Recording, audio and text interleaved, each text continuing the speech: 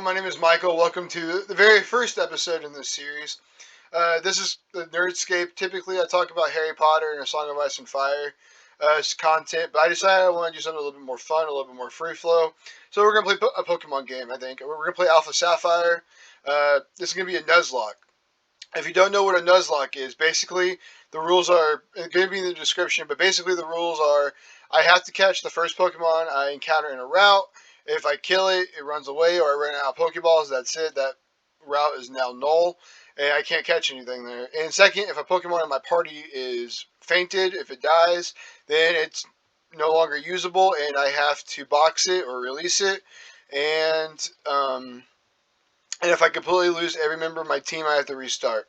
So I don't really do a lot of these kind of content videos. If you don't know, a lot of my videos are scripted just because I typically go off on tangents or I lose my train of thought or I say a lot of ums or ers and I really don't like that in those kind of videos. But I think with this, it's going to be a lot more free flow. I'm just going to talk about what I want to talk about. And I think for content, I'm going to be talking mostly about true crime. I wanted to talk about true crime on my main video series, but it's kind of oversaturated in that market right now because everyone loves true crime. So I think I'm just going to make this a little bit of a free flow. I'm not going to expect too much out of it. I'm going to get things wrong probably type of thing. On that note, I'm probably not going to talk about the game very much unless I get, halted or I get stuck in the Nuzlocke. If that happens, then yeah, I'll talk myself through it. But I mean, the game's been out for years. Gen 3's been out for nearly, I think, almost 20 years, which is crazy. You know the story. I'm not going to talk about it, do the character voices, anything like that. I might react, pretty heavily to my encounters because one last thing about the game before we get started on anything else is, as you'll see in just a second here, everything's going to be randomized. So my starters, my encounters, trainer Pokemon, items, everything. I think I let the TMs unrandomized. I'm pretty sure. But so, for example, typically in Gen 3, you'll have your Mudkip, your Trico, and Torchic. And instead, I have a Lopunny, a Venusaur, and a Whirlipede. I'm going to go with Venusaur because it's the best option. So what are we going to talk about first for true crime? Like I said, I'm going to get things wrong because this is very free form. I'm not doing a whole lot of research about any of it. And if I get something wrong and you feel really strong and passionate about it, feel free to comment down below.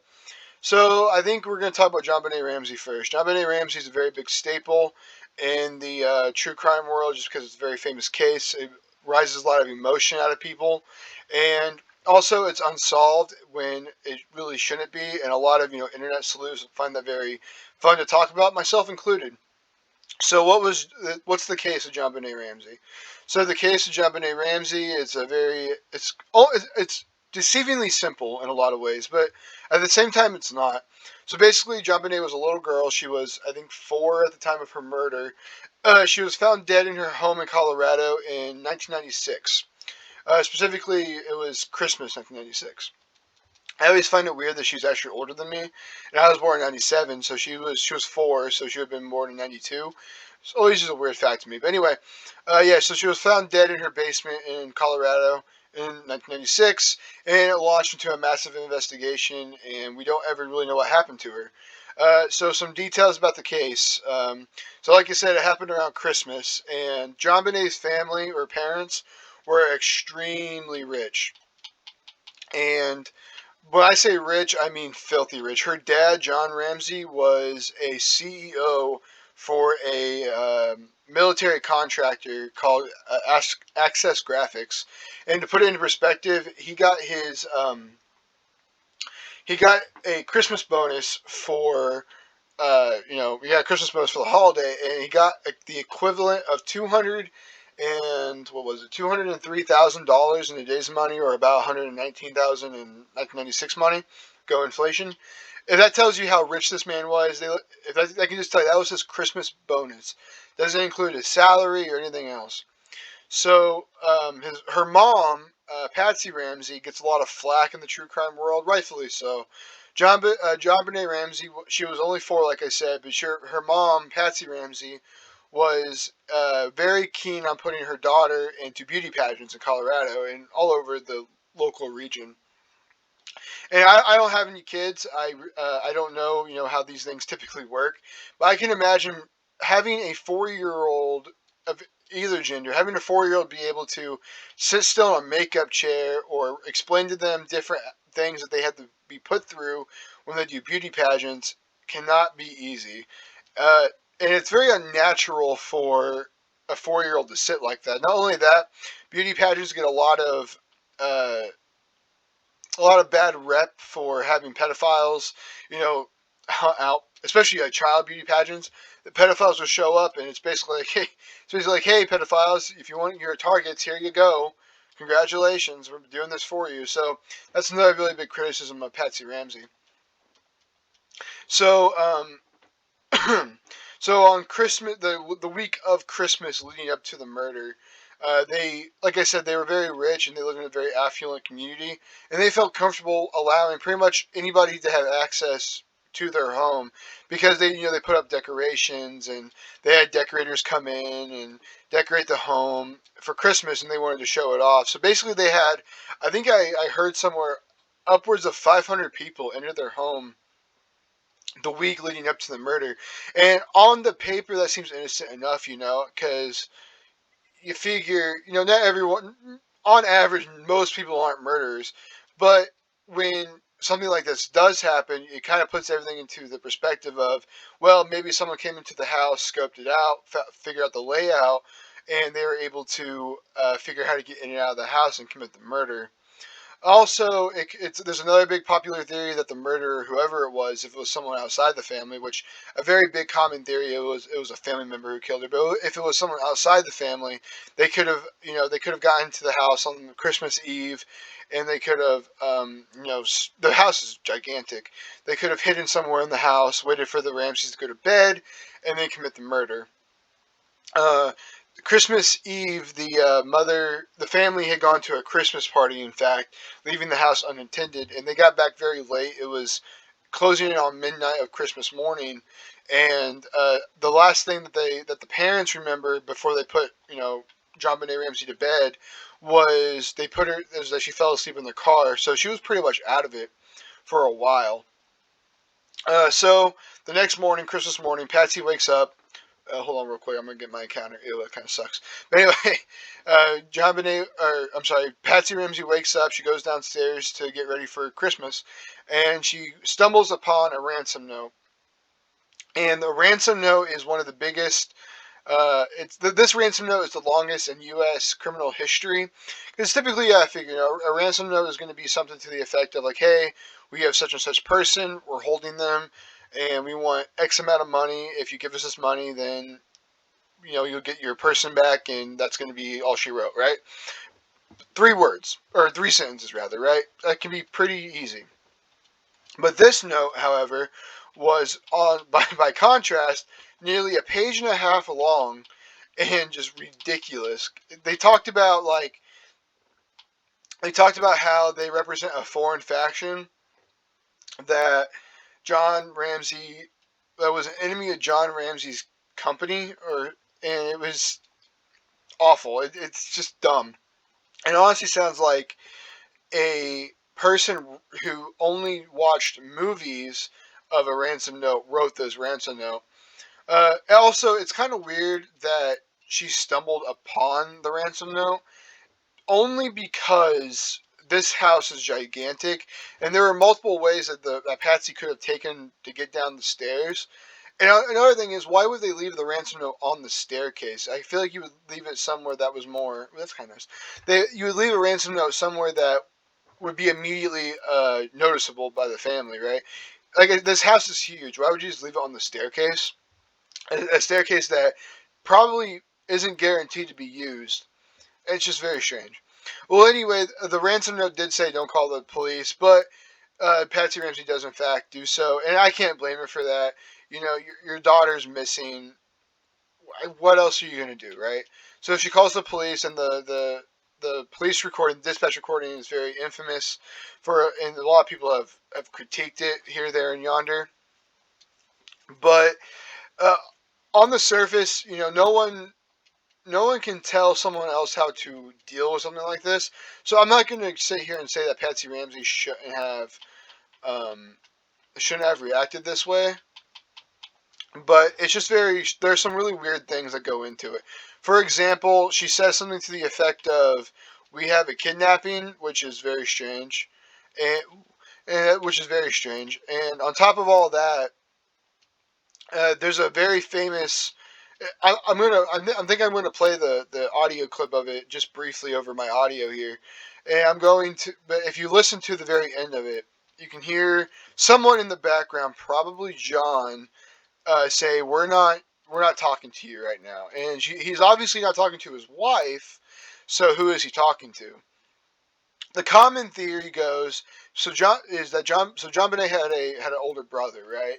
And the older brother, who was about 8, a lot of people will speculate that he was the murderer, either on accident or on purpose, and his family was covering for him. And the thought process there is, they just lost their daughter to a horrific event, and they might lose their son to prison if it comes out that he killed his sister. So they were covering for him, and they wrote the ransom. That's a very common theory. I'll get into what I think happened at the end here, but it's going to be a problem. It's going to be a very long story. I don't know how long this video is going to be. I'm not going to run through the whole game. I'll probably run for about 40 minutes. But so what happens next is the police show up, and a lot of criticism is held on the people, like the police officers in charge, um, of the investigation. So, like I said, this happened on Christmas, and you have to what a lot of people forget in this case is, police officers are police stations. They're organizations just like any other. So the senior people had the day off, and so only the people working Christmas Day were your rookies, your people who have been on for a year or less, and maybe just one senior person to manage them. So that's why that could be one reason why the investigation was so off. And you might ask, well, how was the investigation off? So the big thing was they didn't secure the crime scene. As pretty much anyone can tell you, you have to secure the crime scene because evidence gets lost that way. What? Excuse me. So the problem with it was, in between the Patsy calling the police and the police showing up, she had also called her family friends, and ooh, that's good. And sorry, she also called her family friends, and the family friends arrived, and what they basically did was they're trying to comfort the family, which is a fair thing to do. But the way they comforted him was basically like, hey, we see that this place is kind of a mess. Obviously, it's Christmas. Your maid hasn't been here in a couple of days. We'll help clean up. And the victim advocates also showed up and did the same thing. And they started wiping down every surface of this house. And obviously the problem with that is if they start wiping down surfaces, evidence is going to be lost. What should have happened, obviously, was the police in charge of the investigation should have immediately locked it down and said, "Hey, get out of here. We're doing this right now."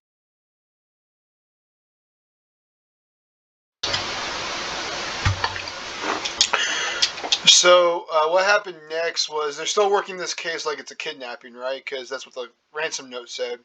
So the letter had actually said that they'll have further instructions, that they'll make contact with the family to give further instructions on how to make the delivery of the money. Which, by the way, they asked for $118,000.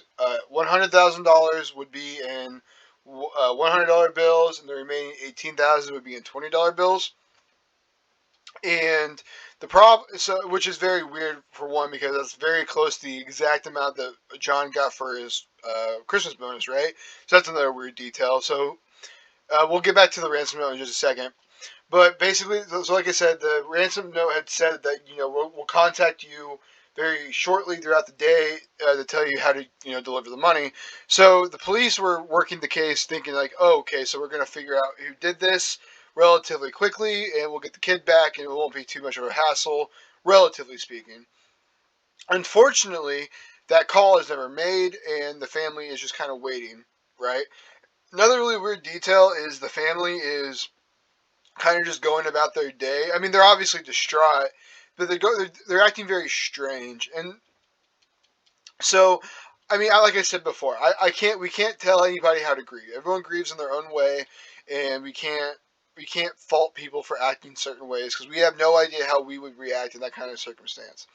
but they are acting very strange, and it could just be one of those things that they're very, they're very rich, and rich people have a different mentality. Maybe that could be part of it. I don't know, but in any case, they're acting very strange, and it's noted by the police officers. And the lead detective on the case at this point is somebody. I think her name was Linda Ant, Andt. I don't know if I'm pronouncing that right, but she's the lead. She's the lead detective at the moment. So, because basically the Ramseys and their guests, by the way, their family friend, their friend's name, their last name was White, which is a very rich name.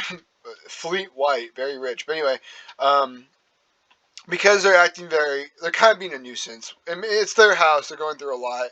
But to get them out of their hair, to give them something to do, the lead detective, Linda Ant, tells, John, hey, go search the house again, go search, top to bottom, figure it out.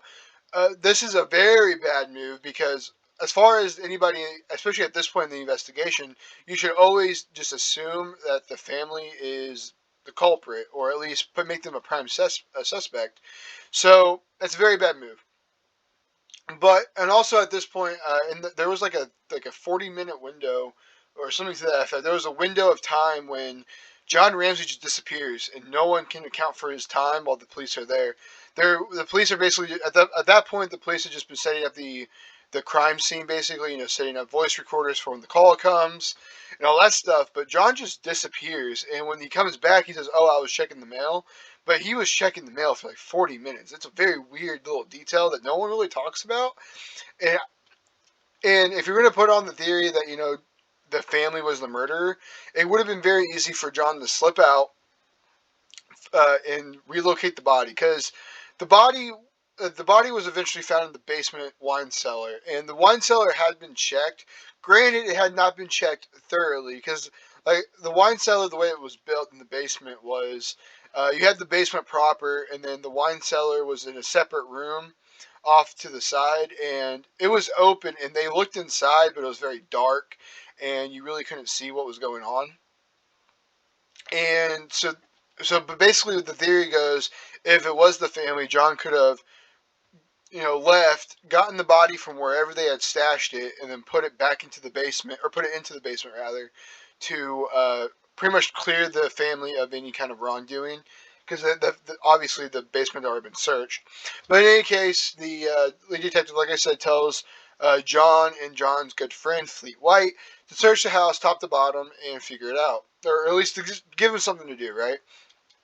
So, a lot of, and this is another small little detail. This is how bad this case has been, been picked through. Is Linda, the lead detective, Linda? She apparently told John, search the house top to bottom, and go from there. And John and Fleet actually started in the basement, and were going to work their way up. And a lot of people have issue with that, saying stuff like, oh, she told them to search top to bottom, so why didn't they start at the top floor and work their way down? Why did they do it the opposite way?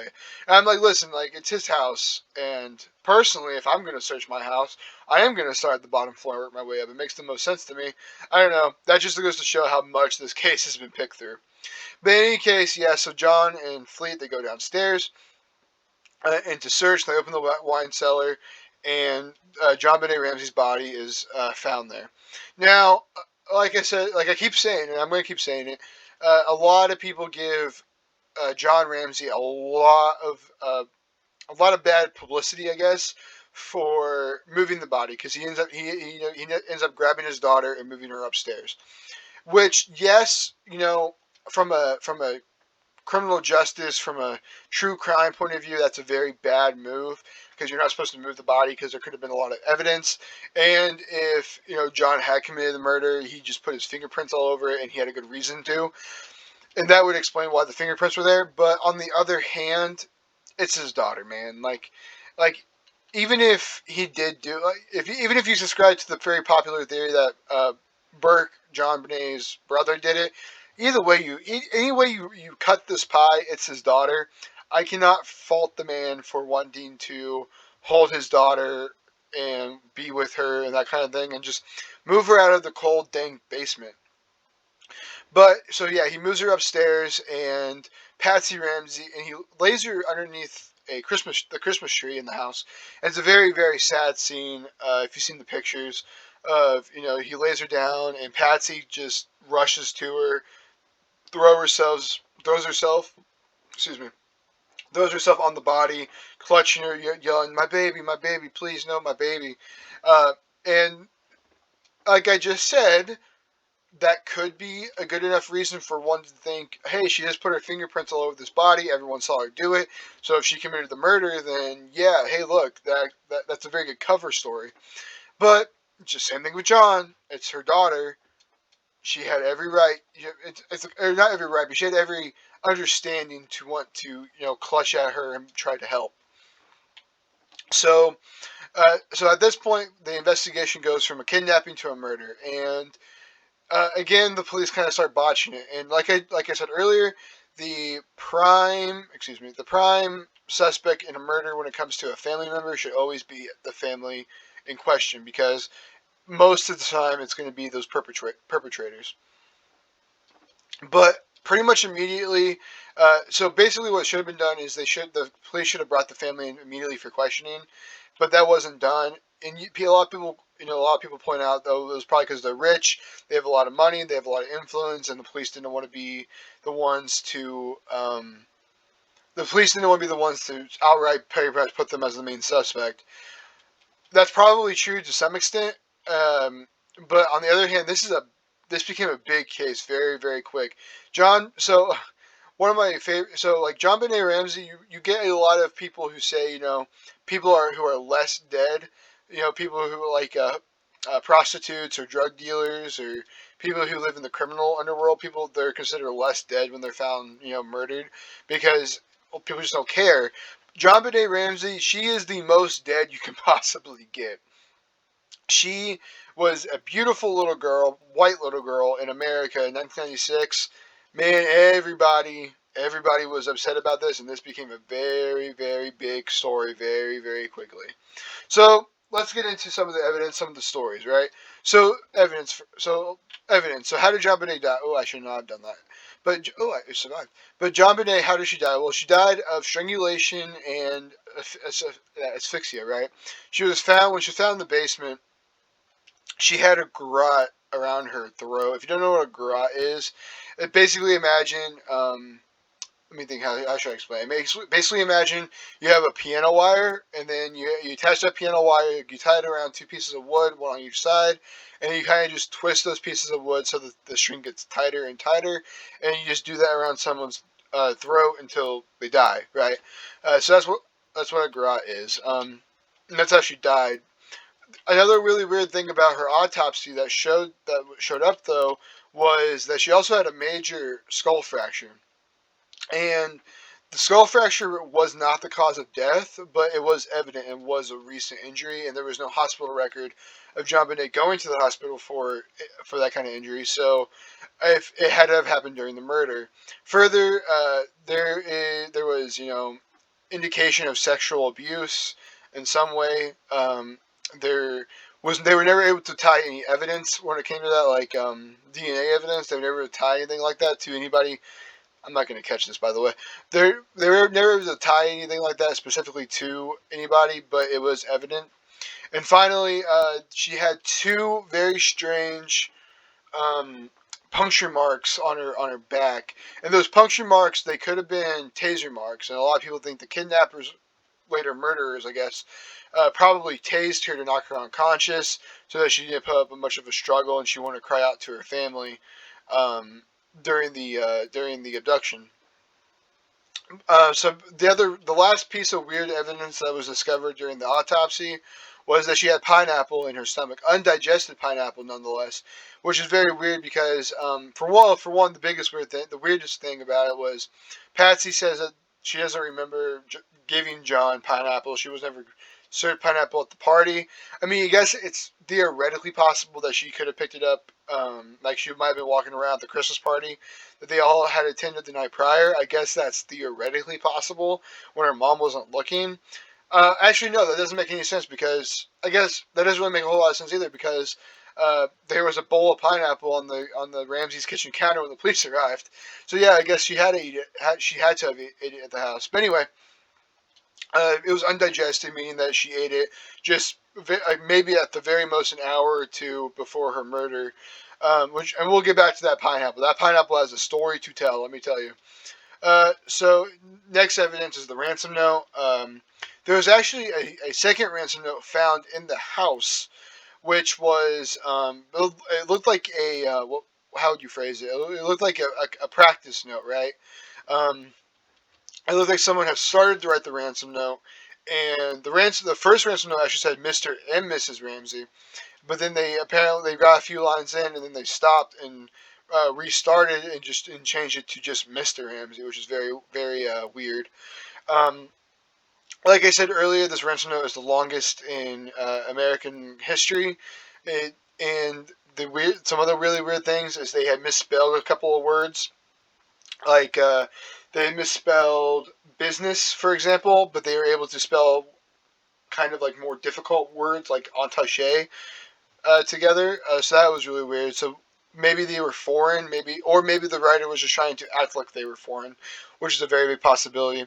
Um, and then obviously, like I said at the very top, the ransom note asked for $118,000, which is very, very close to the exact amount of money that John got for his Christmas bonus that year.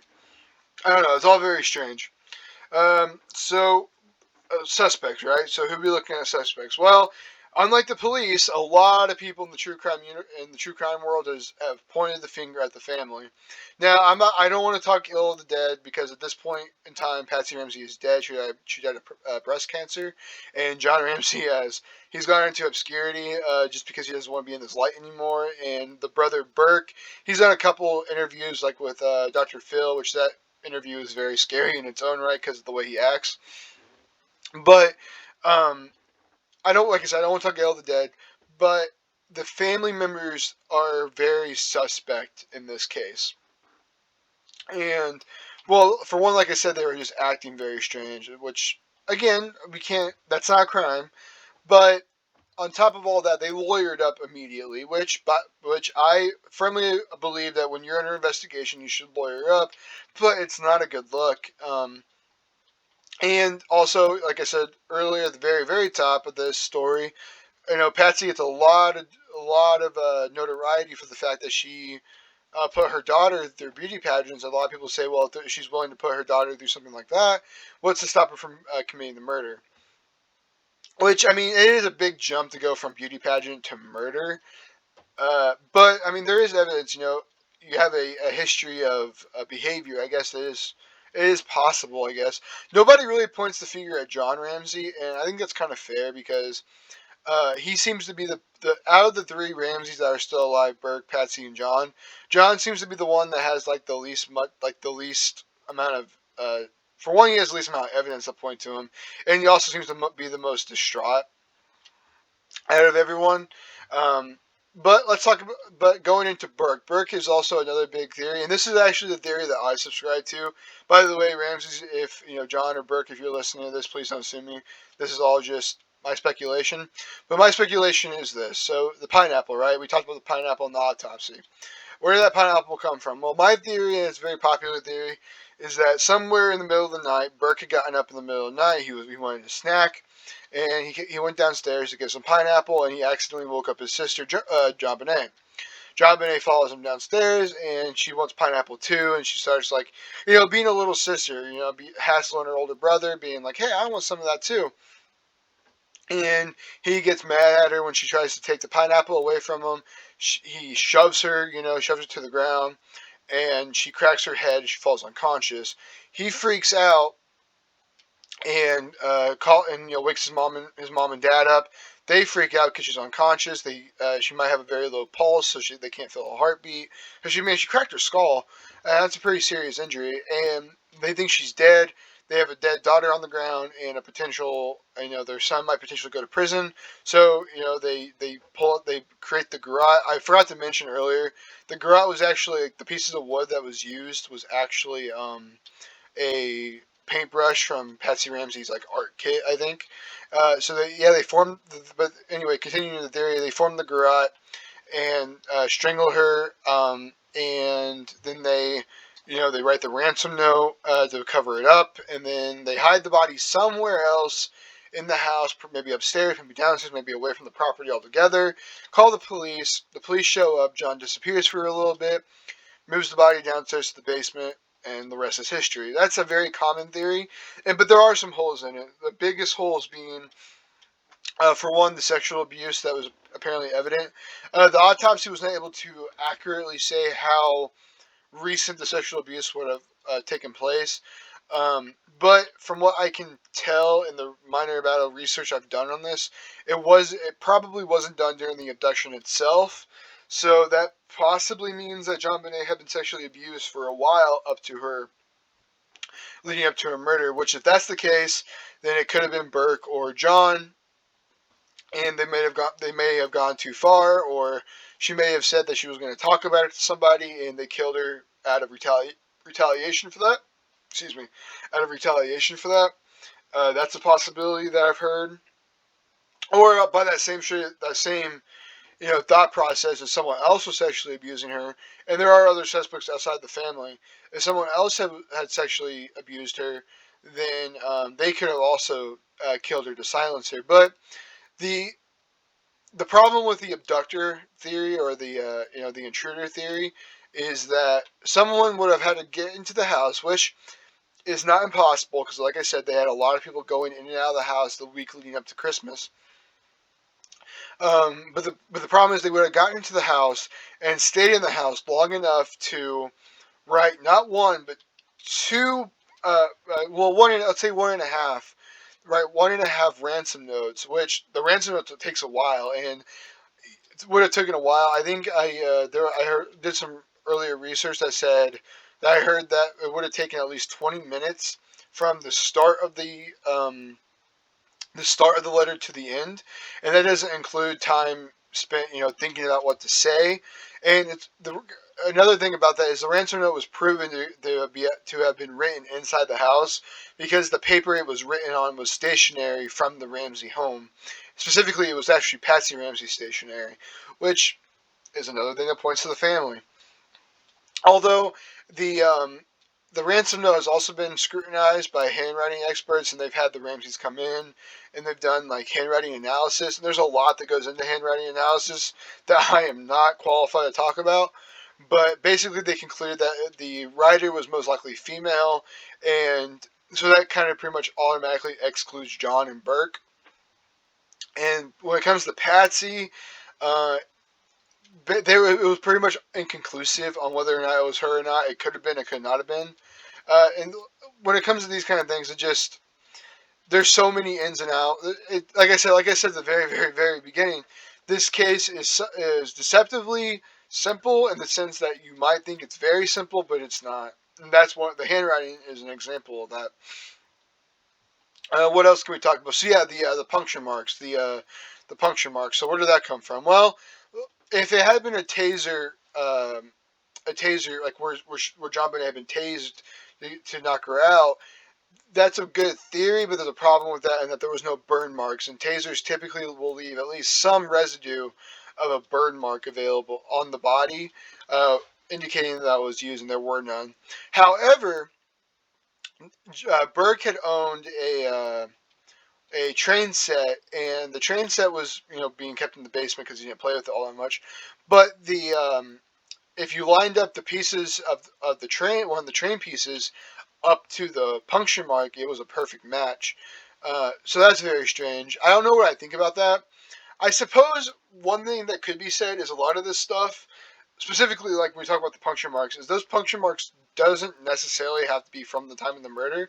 Let's say that let's say that John Bonet and Burke have been playing together in the basement, and he got mad and hit her with the train cart, and that punctured her. 3 days before the murder took place. That could explain it. Although I don't know why the family wouldn't just say that. It's just so much in this case. It's just weird. So now that we've set all that up, we talked about the family. Let's talk about like outside the family. Let's talk about outside the family theories, intruder theories. So there was a very early person of interest was a neighbor. His name was Bill Reynolds, or I'm sorry, Mick Reynolds. He was rich. He was rich enough to live in the in the Ramses neighborhood, but he wasn't as rich as the Ramses. And oftentimes he would play Santa. You know, for he would dress up as Santa and go to Christmas parties and entertain the kids and everything. But he's kind of weird, and he's weird in the sense that uh, let me see here. So he was really weird in the sense, for one, he committed suicide very quickly after John Bonet's murder. Um, so that's very possible as a thing, as like a possible suspect. Oh no, wait, I'm sorry, I am wrong. Michael Helgoth committed suicide very quickly after JonBenet. He was another suspect. Michael Helgoth, he committed suicide shortly after JonBenet's murder. No. Bill McReynolds. I'm sorry. I'm so sorry about that. Bill McReynolds. He played Santa, and I might be getting this wrong. I might be mixing it up with somebody else in the investigation. But if I remember right, he was very weird in the sense that he always talked about JonBenet. Like he was always very fond of her. Like when he would dress up like Santa, or he would come around to the property to talk to people, he would always like pick her out and talk to her specifically, which is very weird for a grown man to want to talk to a 4-year-old. So that's very weird. But also, if I remember right, there was a very very very very weird thing where apparently JonBenet had um, gifted McReynolds like a jar of glitter that she had made in like arts and crafts or something at school, and she just probably gave it to him like, "Oh, hey, you're Santa. Hey, Santa. Here's a gift." That type of thing, like kids do. But he was so taken aback and in love with it that he said he wanted to be buried. Like when he gets cremated, he wants his ashes mixed in with that glitter, and that's weird, man. I don't know what I think about him as a suspect. I mean, there's not a whole lot of physical evidence tying him to the case, as far as I know. But that's just weird, and like I said, it probably wouldn't mean a whole lot if she had been murdered. I mean, he was still a weird dude, but the fact that she was murdered kind of just exasperates everything. Um, and who? Well, there's a couple other possible theories here, in that obviously John Bonet was a beauty pageant queen. She was a princess. She won multiple awards in the Colorado circuit and the local regional circuits.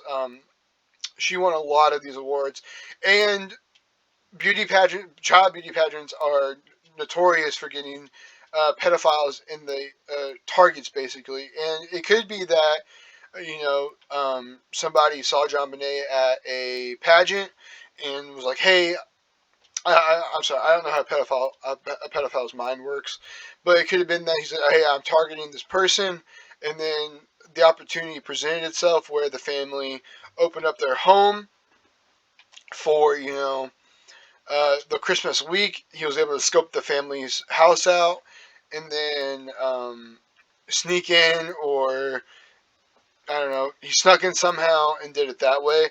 But the problem with any of these intruder theories is the ransom note. The ransom note had to be written inside the house, and it's very, very strange that someone like outside the family would have been comfortable enough to write the letter in the house like that.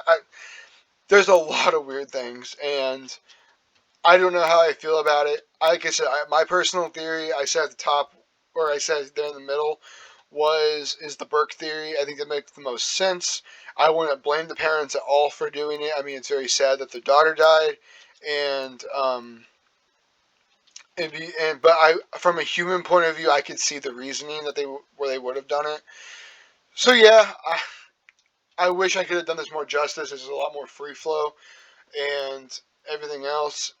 Sadly, JonBenet's murder probably will never be solved, just because it was, at this point it's been 24 years, or yeah, over 24 years since the murder, and I just don't see anything else coming out of it. People have done a lot of research, internet sleuths to real investigators.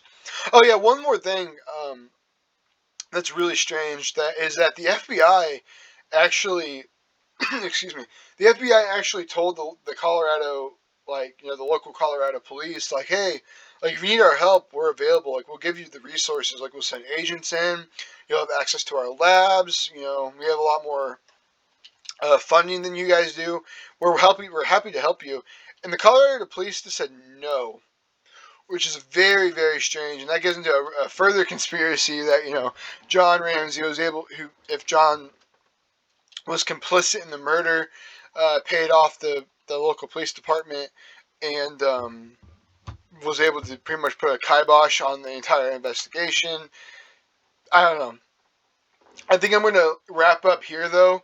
My voice is kind of giving out. You can probably hear that. And I've been going for probably, I don't know, I made a cut, in the middle, so I've probably been going for at least 40 minutes at this point. I hope you enjoyed this thing. I hope you enjoyed this, though. I'll probably do one of these pretty much daily. This probably won't take very long to edit. I mean, probably just a thumbnail, and I might do a layout where I put the Pokemon I have in my party on the screen so you guys can actively see it. But that shouldn't take too terribly long. Yeah, if you like this kind of content, though, let me know. I'll probably keep posting throughout the week and go from there. Next time, what do I want to talk about next time?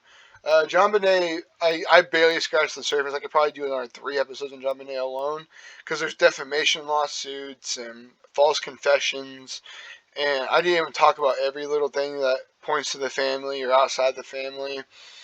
Or I could scrutinize the ransomware even further. There's a whole lot I could go into, but like I said, there's gonna be a lot more free flow. I don't want to go into it too deep. If you want me to go in deeper, let me know. I'll go in deeper in a different episode. But I think next time I'm gonna talk about Casey Anthony. Yeah, Casey Anthony. Ooh, that's another big one.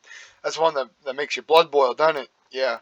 So yeah, next time Casey Anthony. I'll talk to you then. Bye.